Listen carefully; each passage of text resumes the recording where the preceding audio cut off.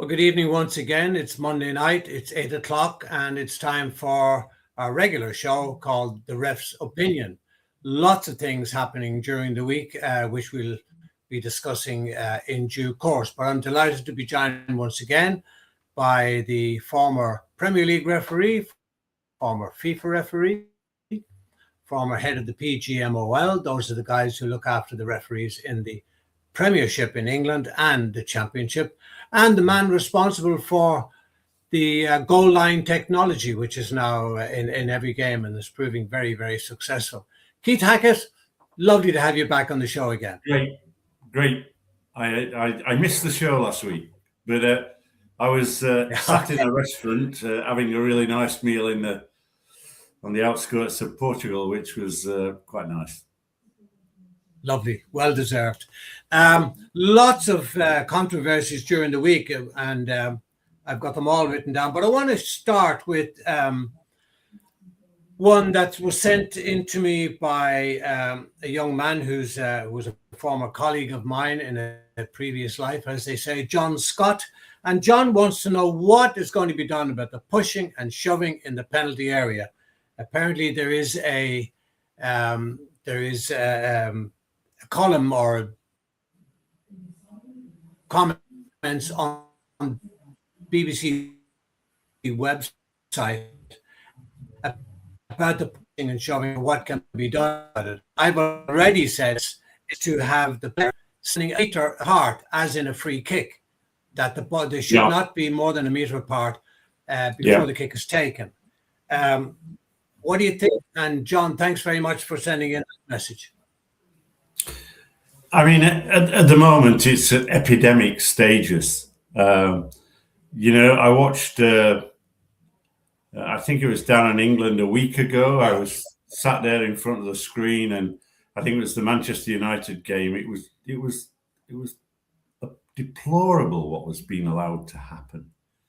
And this weekend, we have seen much the same. We had Rice of Arsenal with his arms wrapped around the opponent to prevent the opponent from actually participating in the game.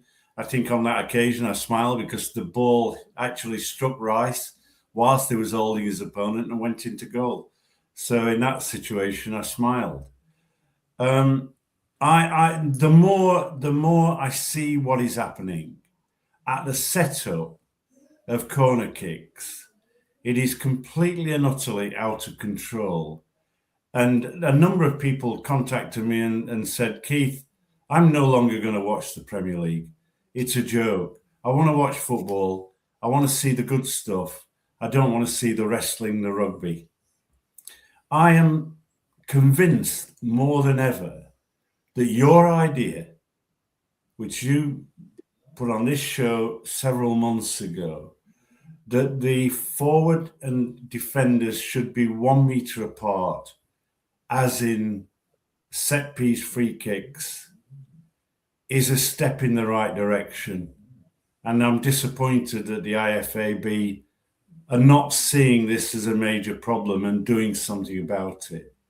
Today, I listened to TalkSport this morning. I had the radio on, I was in the car, and they were interviewing Graham Scott, the former Premier League referee.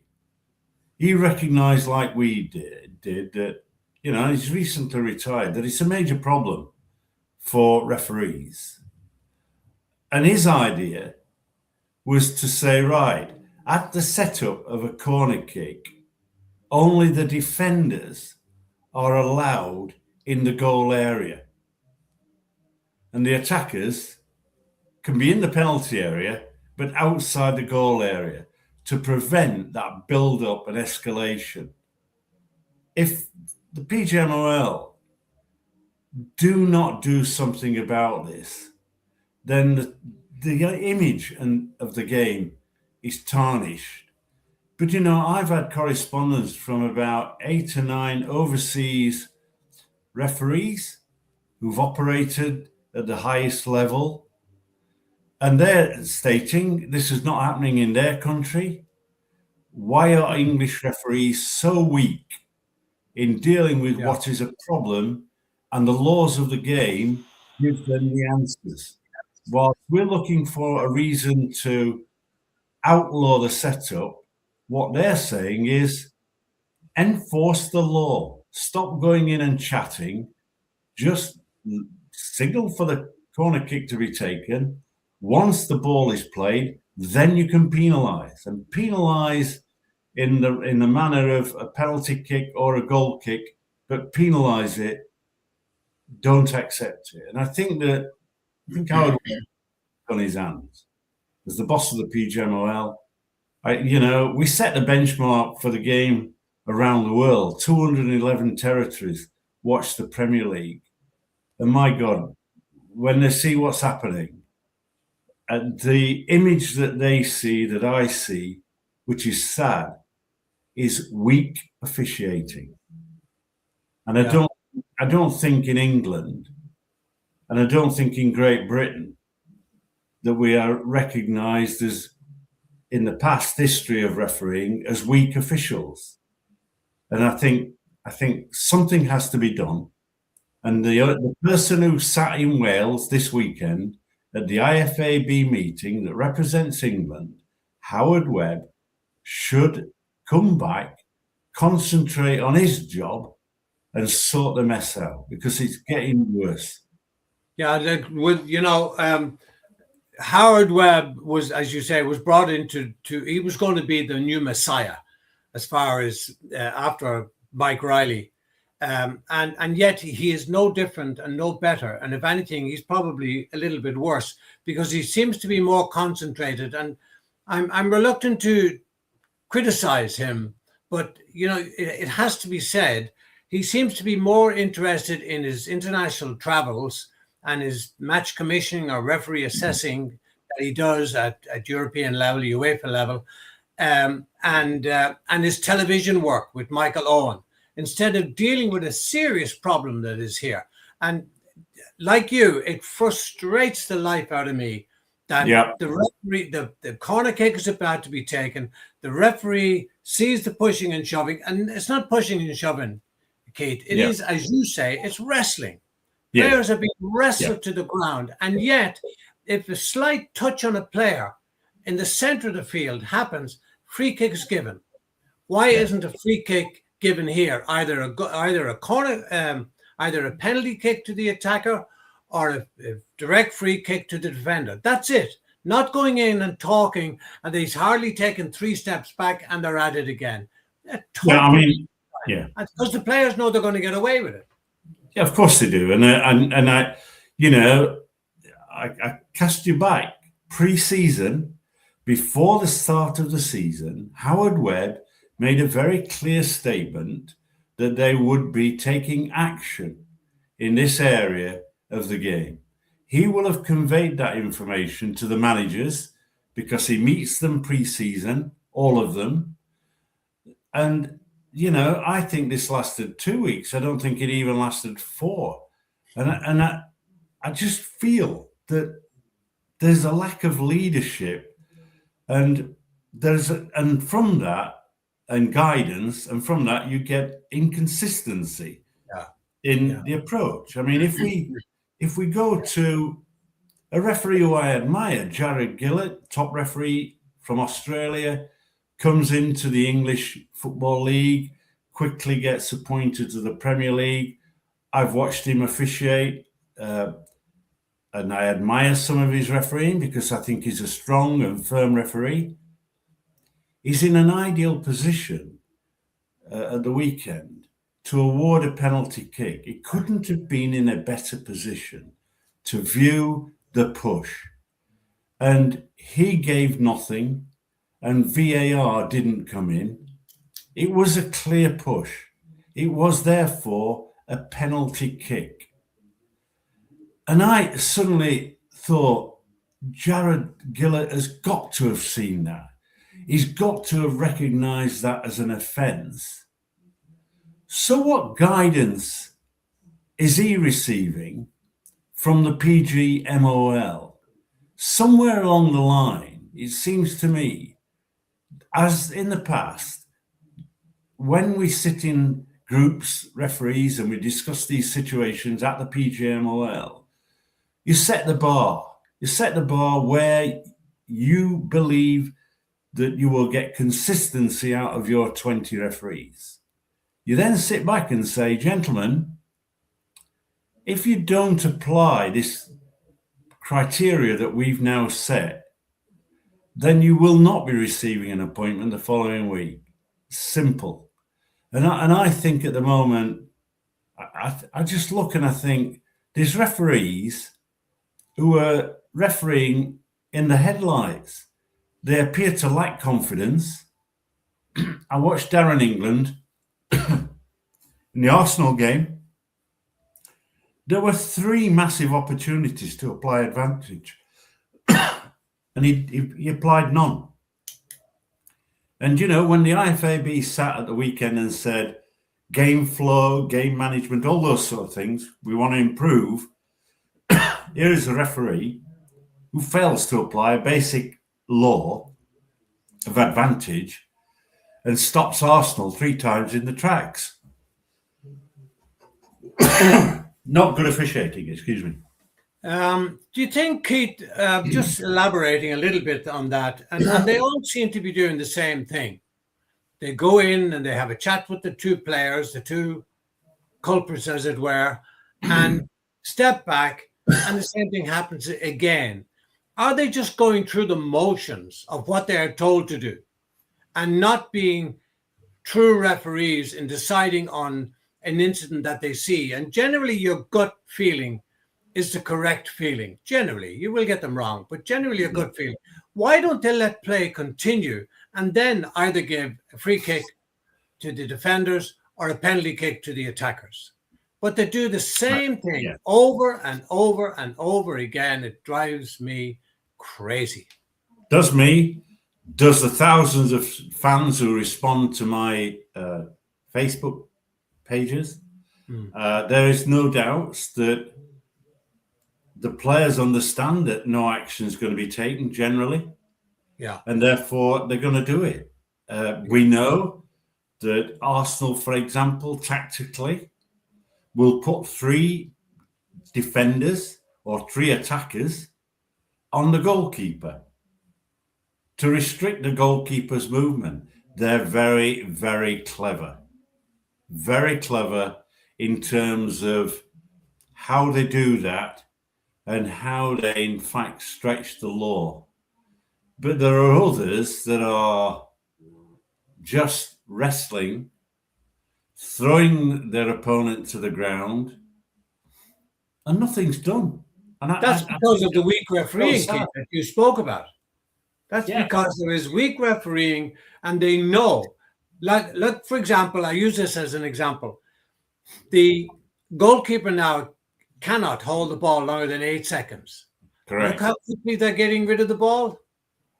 Yeah. Look how quickly they're getting rid of the ball because they know they'll be penalized. Yes. Similarly, with the pushing and shoving in the penalty area, if the referees were strong enough to give a penalty kick or to give a free kick to the defending team, that would soon end. Probably better to give a penalty kick because the players will do it in such a way that they'll manipulate the situation.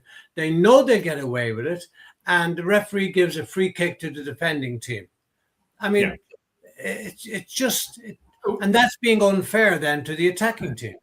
Yeah, I mean, what I think is causing great dispute is when we see wrestling with strength, with power, not penalised, and then the player running for goal and held or pushed or physical contact takes place, they're going to ground and rolling over, and referees are buying that and penalising it as a push. And you suddenly go, this is the dilemma they've got. They're allowing this wrestling and not penalising it. And in open play, when the body is being used illegally, the hand and arms being used illegally, if it's in the centre circle, they'll punish it. But everywhere else, they're letting it go. And the law is clear. It's not as bad in other parts of Europe, I'm sure, and around the world. And we will see at the World Cup that someone like Kalina, in the same way that Rossetti does for UEFA, will make it very clear to their referees, this is what I expect. If you do not do it, you will not get an appointment. Now, in Europe, if you don't apply what he expects, you're out for the rest of the season. I think in England, let's take Chris Kavanagh. A couple of weeks ago, he had an appalling performance, 3 key errors in the game. The Premier League came out and said that this referee would be stood down. But we found out on the Thursday he was actually refereeing a UEFA game. So he wasn't stood down. He refereed for UEFA. At the weekend he was. And what's his reward? He comes out this weekend with the Manchester United game. Yeah. You know, I mean, what sanction is that? It's not. This isn't about, in part it's punishment, don't get me wrong. But when referees make errors of that magnitude, then what you have to do is you have to take them out of the game and give them operational advice and say to them, do you understand? This is what I want. Webb's role is like Arteta's role. He instructs the tactics on the field of play, Arteta, and when players aren't performing, they don't get selected. If during the course of the game they're not performing, then they're substituted. Now, you can't do that with match officials. No. But I think that you have to show power, you have to show strength as the boss, but you also have a duty of care towards the referee by way of offering operational advice. So there is no confusion, so that you get consistency. And for me, I think it's easy. Just penalise the corner kick situations. Signal for the ball to come in, then penalise it. Because going in and asking players to not carry out illegal exchanges is not working. No. 100% is not working. You're watching the Ref's Opinion. We go out live on Facebook every Monday night at this time, 8 o'clock UK Irish time. If you'd like to make a comment, please do so. I forgot to mention that at the beginning. There's a little place on the bottom side, right-hand side of your screen there. If you'd like to make a comment or ask a question, please feel free to do so. Now, we had a little, I suppose it'll come up in weeks to come, maybe it's already up, about a referee having to take a toilet break in the middle of a half. Now, it's never, ever happened to me. Now, no. Has it ever happened to you, Keith? No, never. I've never seen it happen, ever. But, of course, referee Craig Pawson, I guess that he had a bit of a tummy bug. I'm thinking the same, yeah. And I just feel, look, it's happened. I have to say that he took the right course of action. You know, in the same way that if, you know, one of the things I've always said to referees, if you're injured or you don't feel well, come off the game.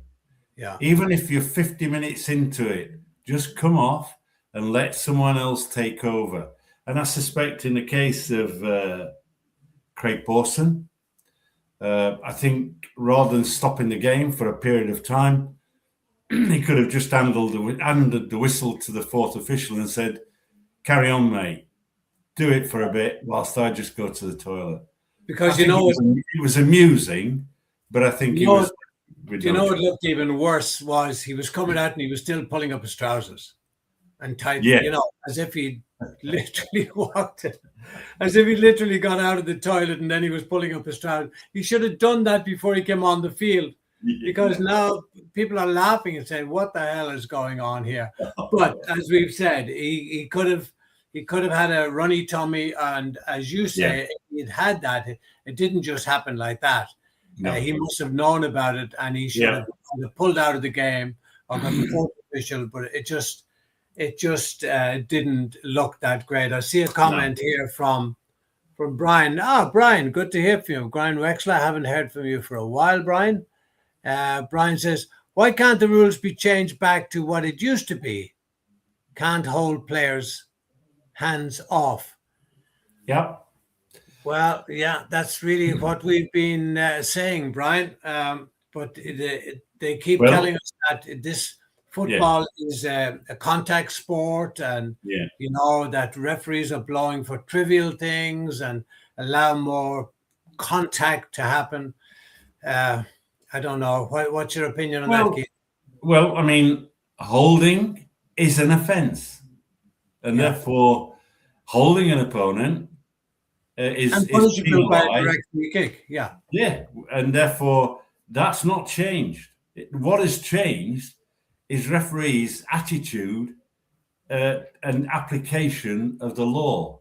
When it comes to blocking off, we might have said in old money obstruction. Yeah. What we're seeing is unfair impeding. And the law again is clear. Unfair impeding,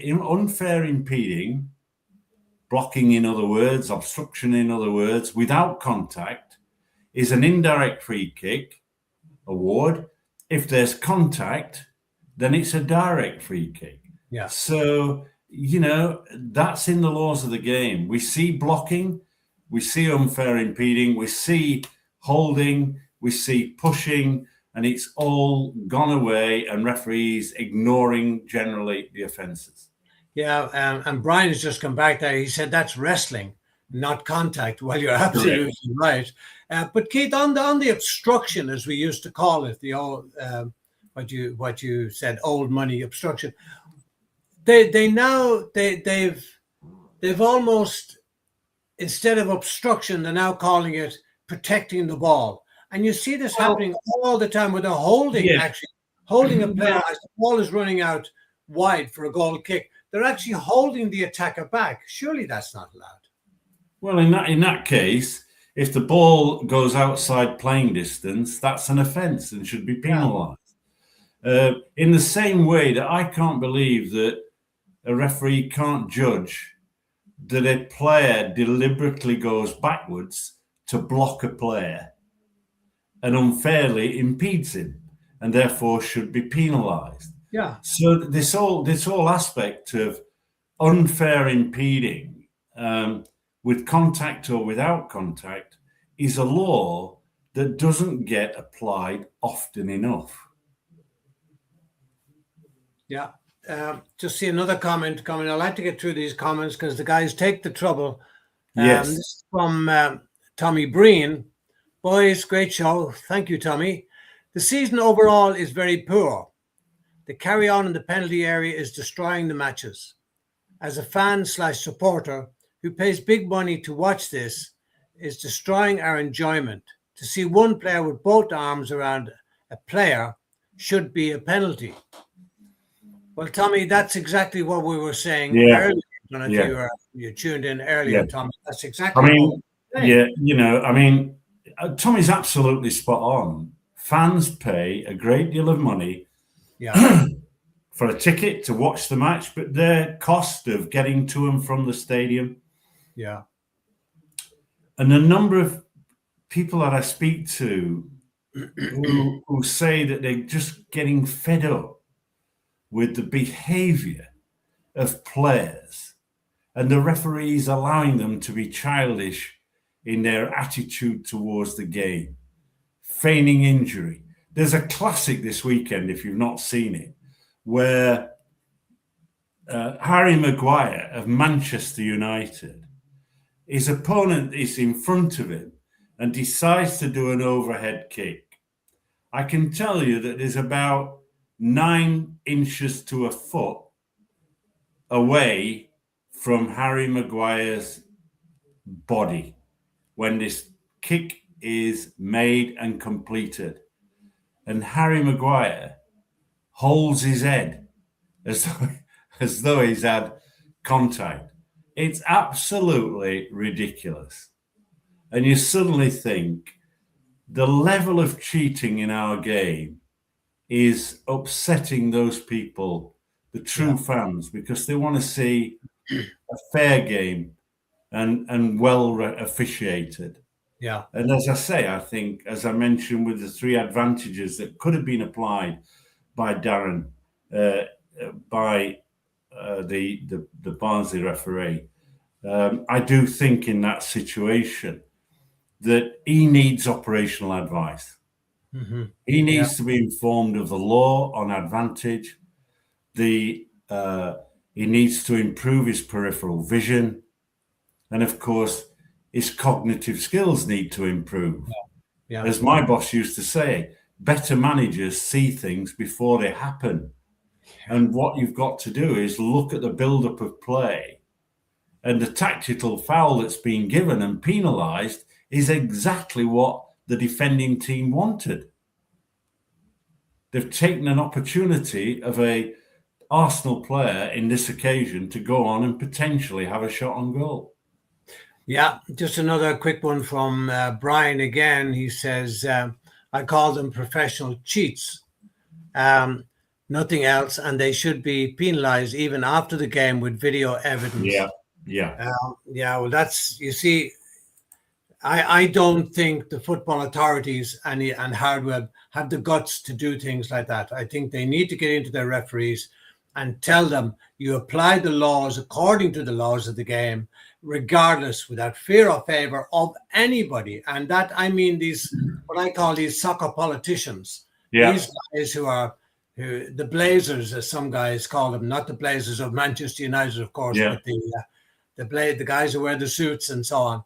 You know, and I think the clubs have far too much power today, and they seem to be getting away with it because of the weakness of the referees. And like you, Keith, you and I are very, very loath to criticize referees because we've been there. But my goodness, what's going on is disgraceful.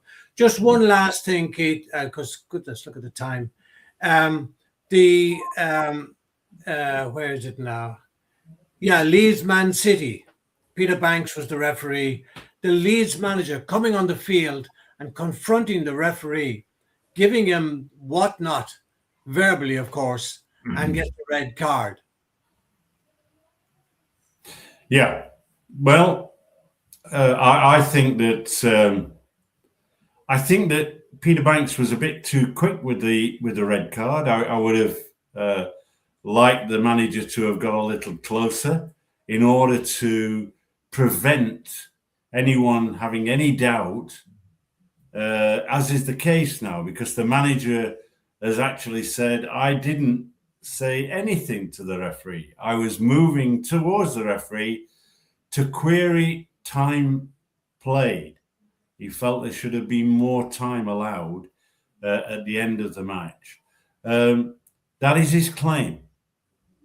Oh, is it? I'm just wondering, Keith, sorry for cutting across you. I'm just wondering, did the fourth official tell Peter Banks, this guy's been mouthing about you, he's on his way to give you a mouthful? I wonder if the fourth official had maybe already communicated. It could well be the case. But, I think, when you're giving a red card during the course of the game, I say no surprises. Peter Banks pushed out the red card, I think, prematurely. I think it would have been better publicly had he waited for the manager to get there. But that's an opinion. I just feel that I think the authorities have got to do something. I do not like referees standing in the middle of the park waiting to be either congratulated or criticised. So for me, I just want the referees, they've done the job, they've facilitated a game, good, bad or indifferent, get off the field of play. Just start moving towards the tunnel. This nonsense is almost of standing there, is promoting dissent, disputes, and it's in the public gaze. You and I know that if in the tunnel area somebody has a bark at you and it's unsavory, you're just going to say, come and join me in my dressing room and let's have a conversation, which that conversation then can be pretty tough. And I've done that in the past on a few occasions. And then we've shook hands as the manager's gone out. And I've said, look, you're fortunate. You're not getting a sanction because I have dealt with it. I'm not relying on the suits at the FA to give you a 50 quid fine when you're earning the millions that you're earning. And you know, so I think that, you know, I mean, I made the arrangement where in the tunnel area, the fourth official would come off immediately, go to the head of the tunnel and monitor players and the managers and coaching staff coming off and recording any misbehavior, and then we could take action. So for me, Peter Banks stood there, whatever game he had, good, bad, or indifferent, I'd just like him to come off with his colleagues. I think that procedure needs to be reviewed. Or 6 stewards, burly, with yellow jackets, whatever, surround the referee and they walk off. Yeah. And they defend the referee. Once again, we've run over the time again tonight. Keith, thanks very much for coming on the show. And thank you out there to Brian and to to Brian and to Tommy, I think it was. Yes, Tommy, for coming on the show. And keep your comments coming in. We will be back again next Monday, same time, same place. Keith and I will be back. Thanks very much again for watching, and good night. Thank you, Keith. Good night.